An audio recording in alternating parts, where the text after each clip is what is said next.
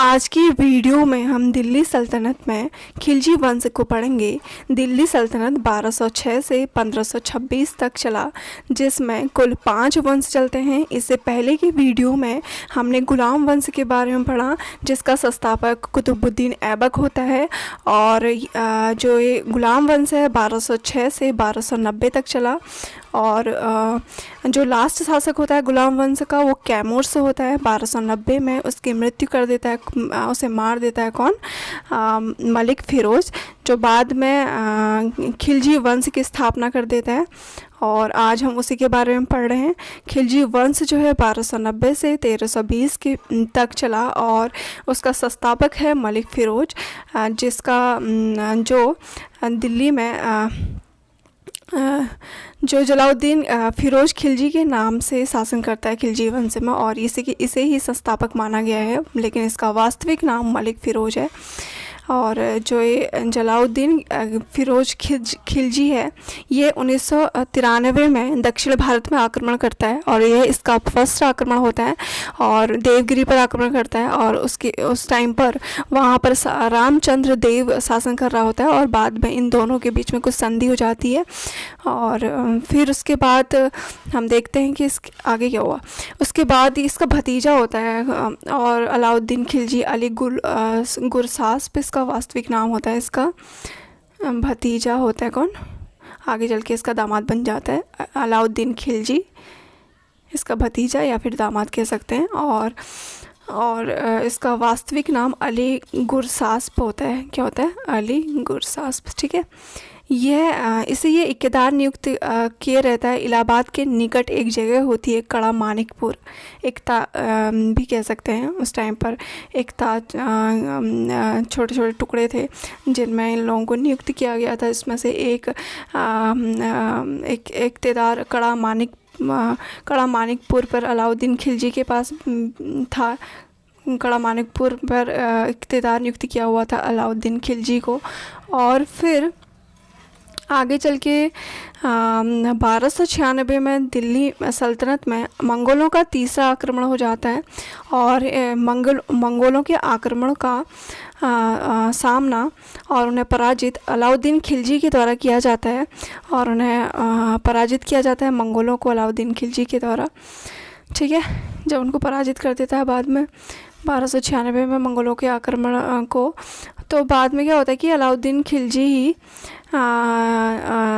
जब मंगोलों के आक्रमणों का दमन करता है, और बाद में उसे लगता है कि अब उसे शासन करना चाहिए, और वह जलालुद्दीन खिलजी को ही मरवा देता है। क्या करता है? जलालुद्दीन खिलजी को मरवा देता है, ठीक है। और फिर खुद स्वयं ही शासक बन जाता है खिलजी वंश का, और अलाउद्दीन खिलजी यह दूसरा शासक होता है खिलजी वंश का। अब इसके बारे में पढ़ते हैं। इसका वास्तविक नाम अली गुरसास्प होता है, जिसका शासन काल चला 1296 से 1316 तक, और इसका वास्तविक नाम अली गुरसास्प होता है। और यह एक निरंकुश राजा इसे कहा गया इतिहास में। और दिल्ली सल्तनत में स्थायी सेना रखने वाला पहला शासक ही अलाउद्दीन खिलजी था, और सेना को वेतन देना भी शुरू किया था इसने। और इसके ही दरबार में एक राजकवि थे, फेमस राजकवि अमीर खुसरो इसके दरबारी कवि थे। उनके द्वारा खड़ी बोली का विकास किया गया। और सितार और तबला जो है ये अमीर खुसरो की ही देन है। और अमीर खुसरो एक कवि थे जिन्हें इतिहास में तोताए हिंद के नाम से भी जाना जाता है। कभी कभी एग्जाम में पूछा जाता है कि तोताए हिंद के नाम से किसे जाना जाता है, वो है कौन? अमीर खुसरो, ठीक है। अमीर खुसरो को तोताए हिंद के नाम से जाना जाता है। और जो ये अमीर खुसरो है, इसने कश्मीर को धरती का स्वर्ग बताया है। पैराडाइज ऑन अर्थ किसे कहा गया है? उसने कश्मीर को, ठीक है। अमीर खुसरो के द्वारा कहा गया है। और फिर आगे चल के अलाउद्दीन खिलजी का गुजरात मिशन होता है 1298 में। उस टाइम पर गुजरात पर शासन कर रहा होता है कर्णदेव। और इस गुजरात मिशन का नेतृत्व करते हैं कौन? 2 इसके सेनापति होते हैं, उलूग खान और नुसरत खान। और फिर आगे चल के क्या होता है कि जो ये नुसरत खान होता है, जो गुजरात मिशन का नेतृत्व कर रहा होता है अलाउद्दीन खिलजी के गुजरात मिशन अभियान का, तो ये एक हिजड़ा खरीदता है 1000 दिनार पे, और फिर इसे अलाउद्दीन खिलजी को भेंट कर देता है। और अलाउद्दीन खिलजी इससे देख के खुश होते हैं और अपना सेनापति, ये जो हिजड़ा होता है, ये मलिक काफूर इसका वास्तविक नाम होता है, इसे अपने सेनापति बना लेते हैं। ठीक है, इसे अपना क्या करते हैं, सेनापति बना लेते हैं। और फिर आगे चल के 1301 ईस्वी में रणथंभौर का अभियान होता है राजस्थान में अलाउद्दीन खिलजी का, और इसका नेतृत्व भी उलूग खान और नुसरत खान के द्वारा किया जाता है। इस दौरान नुसरत खान की मृत्यु हो जाती है, ये मर जाता है।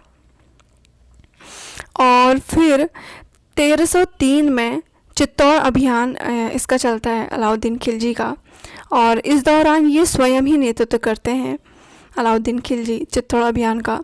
उस टाइम पर चित्तौड़ पर शासन कर रहा होता है रावत रतन सिंह, वहाँ का राजा होता है, शासन कर रहा होता है, और इसकी पत्नी होती है पद्मावती। और जो ये अलाउद्दीन खिलजी है, ये पद्मावती को लेने के लिए ही वहाँ पर रावण रतन सिंह से युद्ध करता है, और बाद में रावत रतन सिंह की मृत्यु हो जाती है। जो अलाउद्दीन खिलजी होता है, वास्तव में ये पद्मावती को बहुत सुंदर बताया गया है, ये इसको लेने के लिए ही रावत रतन सिंह से आक्रमण करता है। लेकिन बाद में क्या होता है कि जब रावत रतन सिंह की मृत्यु हो जाती है तो जौहर प्रथा चलती है इनमें कुछ, तो क्या होती है कि जौहर प्रथा चलती है, जिसमें क्या होता है कि अगर पति की मृत्यु हो जाती है तो जो पत्नी है वो अपना जौहर कर लेती है, यानी कि आग में जल के सती हो जाती है। तो वैसा ही काम ठीक पद्मावती के द्वारा किया गया, वो जौहर कर लेती है अपना। ठीक है, पद्मावती क्या करती है, रावत रतन सिंह की मृत्यु के बाद जौहर कर लेती है। हालांकि अलाउद्दीन खिलजी इसको नहीं ले जा पाता है, क्योंकि वो जौहर कर लेती है अपना। इस चित्तौड़ अभियान के बारे में हमें इतिहास में पद्मावत जो उपन्यास है मलिक मोहम्मद जायसी का, जो अलाउद्दीन खिलजी के समकालीन लेखक थे, इनसे जानकारी मिलती है। ठीक है, किससे मिलती है, पद्मावत उपन्यास से हमें चित्तौड़ अभियान के बारे में जानकारी मिलती है। इम्पॉर्टेंट है, नोट कर सकते हैं आप। और इसे लिखा गया है किसके द्वारा, मलिक मोहम्मद जायसी के द्वारा ये लिखा गया है। और फिर इसका अलाउद्दीन खिलजी का दक्षिण अभियान चलता है 1306 में, और अलाउद्दीन खिलजी इस दौरान मलिक काफूर को भेजते हैं, और ये जो मलिक काफूर है वह देवगिरी पर आक्रमण कर देता है। ये जो मलिक काफूर है ये दक्षिण भारत अभियान के दौरान देवगिरी पर 1307 में आक्रमण कर देता है। और बाद में एक और अभियान अलाउद्दीन खिलजी के द्वारा किया जाता है, वारंगल अभियान 1309 में, और इस दौरान इसका नेतृत्व करता है कौन, मलिक काफूर। और वारंगल अभियान के दौरान काकतीय वंश यहाँ पर चल रहा होता है, और काकतीय वंश में प्रताप रुद्रदेव जो है शासन कर रहे होते हैं। और फिर प्रताप रुद्रदेव को मलिक काफूर हरा देता है, और ये अपने आप को मलिक काफूर को समर्पित कर देता है। और ये जो प्रताप रुद्रदेव है, इसके शासन में एक कोहिनूर हीरा लगा होता है, और मलिक काफूर उसे भी ले लेता है, यानी कि प्रताप रुद्रदेव मलिक काफूर को ही दे देता है, जैसा कि उसने वारंगल अभियान के दौरान ये हार जाता है, अपने आप को खुद को समर्पित कर देता है किसको, मलिक काफूर को। और फिर कोहिनूर हीरा भी ले जाता है। और ये जो कोहिनूर हीरा है, ये कोहिनूर हीरा है, ये फिर मलिक काफूर क्या करता है, जो ये हिजड़ा था मलिक काफूर जिसे 1000 दिनार में ख़रीदा था, ये अलाउद्दीन खिलजी को कोहिनूर हीरा भेंट कर देता है। ठीक है, कोहिनूर हीरा भेंट कर देता है मलिक काफूर अलाउद्दीन खिलजी को। और फिर दक्षिण भारत में साम्राज्य विस्तार किया इसने, और जैसा कि हमने देखा कि इसने यहाँ पर आक्रमण किया, कोहिनूर हीरा को भी ले लिया, और जो यहाँ का राजा रतन सिंह राजा था वो अपने आप को इन्हें समर्पित कर देता है। फिर जब उसे लगता है कि उसने उत्तर भारत में तो ये शासन कर रहा था और दक्षिण भारत में भी उसने अपना साम्राज्य विस्तार कर लिया, तो बाद में ये एक उपाधि लेता है सिकंदर ए सानी की। ठीक है, सिकंदर ए सानी की उपाधि किसने ली थी? अलाउद्दीन खिलजी के द्वारा। और फिर इसने कुछ टैक्स लगाए थे। देखते हैं इन टैक्स के बारे में पढ़ते हैं। जजिया कर जो था ये गैर मुस्लिमों से लिया जाता था, ये इसने भी लगाया। और ज़कात कर जो था ये केवल मुस्लिमों से लिया जाता था। और खुम्स जो कर था ये सैनिकों पर लगता था, सैनिक कर था। और खराज जो कर था ये मुस्लिम भूमि पर लगता था। चरी कर जो था ये मवेशियों पर लगता था। घरी कर आवास कर था, आवास पर लगता था। ठीक है, ये कुछ कर थे। अब आगे देखते हैं इसके द्वारा किए गए कुछ कार्य। अलाउद्दीन खिलजी जो दूसरा शासक था खिलजी वंश का, इसने हुलिया और दाग प्रथा, घोड़ों में लगती थी ये, कुछ निशान स्क्रैच टाइप से कर देता था घोड़ों पर। ये इसने प्रथा शुरू की गई थी। हुलिया और दाग प्रथा किसने द्वारा शुरू की गई थी?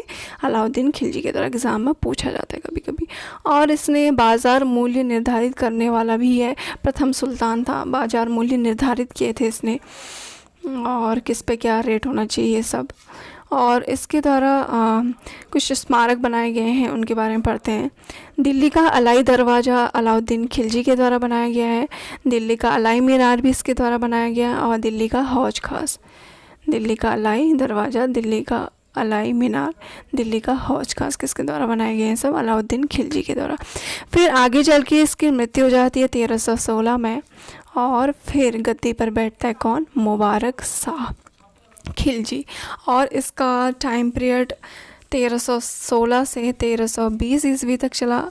ये इसने कोई काम तो किए हुए होते नहीं हैं, लेकिन इसे बड़ा अजीब से ये एक शासक रहा है इतिहास में। ये क्या करता था कि महिलाओं के वस्त्र पहन करके शासन को चलाता था। ठीक है, बस इसके बारे में इतना ही है। और फिर 1320 में इसकी मृत्यु हो जाती है। और आगे चल के फिर तुगलक वंश की स्थापना हो जाती है। और आगे की वीडियो में हम तुगलक वंश के बारे में पढ़ेंगे। आज हमने पढ़ा खिलजी वंश। बहुत ही कम टाइम पीरियड रहा है इसका दिल्ली सल्तनत में, बहुत कम टाइम पीरियड के लिए इसे जाना गया है खिलजी वंश को, जो 1290 से 1320 तक चला। और इसमें कुल 3 शासकों ने शासन किया है। जलालुद्दीन फिरोज शाह खिलजी जो संस्थापक थे इसके, और अलाउद्दीन खिलजी दूसरे, और तीसरे हो गए कौन? मुबारक शाह खिलजी। ठीक है, 1320 में इसकी मृत्यु हो जाती है। उसके बाद तुगलक वंश की स्थापना हो जाती है। ठीक है, आज की वीडियो में इतना ही। धन्यवाद।